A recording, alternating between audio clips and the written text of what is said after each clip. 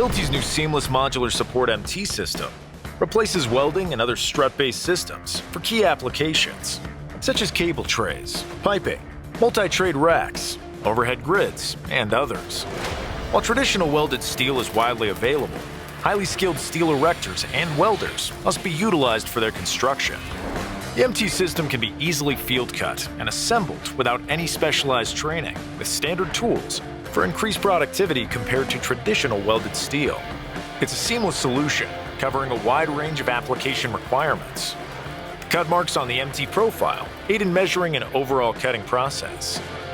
Combined with Hilti's AT module, both the twist lock and thread-forming bolts can be easily and accurately installed. This provides even further productivity gains and valuable documentation. For connectors on closed profiles, it's as easy as filling all visible holes with a thread-forming bolt. The comparison here shows that the direct construction work is almost twice as fast with the MT system.